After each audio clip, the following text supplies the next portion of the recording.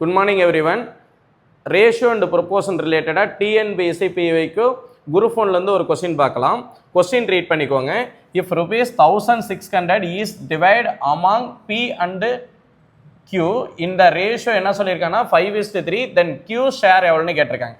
அதாவது நமக்கு P ஓட ஷேர் and Q ஓட ஷேர் எந்த ரேஷியோல கொடுத்திருக்கான்னு பாத்தீங்கன்னா 5:3 ல கொடுத்திருக்காங்க. ஓகேங்களா? சோ அப்போ நமக்கு எவ்வளவு அமௌண்ட் கொடுத்தாங்க 1600 ன்னு வரும்போது அப்ப Q ஓட ஷேர் எவ்வளவு இருக்குன்னு பாத்தீங்கன்னா என்ன சொல்லலாம்? P/Q = 5:3 ன்னு சொல்லிக்கலாம். அடுத்து இதோட ரேஷியோ என்ன வந்துக்கலாம்? 5x ன்னு சொல்லிடலாம். இன்னொன்னு என்ன இருக்கலாம்?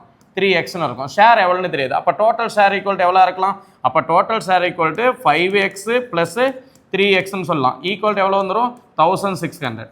சோ அப்ப இது ரெண்டையும் ஆட் பண்ணீங்கன்னா என்ன வரலாம்? 8 ஷேரா டிவைட் பண்ண போறோம். 1600 ஓகே ஈக்குவல் டு என்ன இருக்கும்? 8x ன்னு எழுதிக்கலாமா? அப்ப x ஈக்குவல் டு என்ன இருக்கலாம்? 1600 டிவைடட் பை 8 ன்னு போட்டோமா நமக்கு x ஈக்குவல் டு எவ்வளவு வந்துரும்?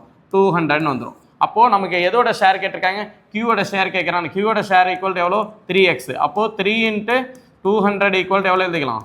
600 ன்னு எழுதிக்கலாம். ஓகே அப்போ நமக்கு 600 ஆப்ஷன் இருக்கான்னு பாருங்க. ஆப்ஷன் ஈக்குவல் டு C அந்த B ஆப்ஷன் 600. ஓகேங்களா? சரி நோட் பண்ணிக்கோங்க.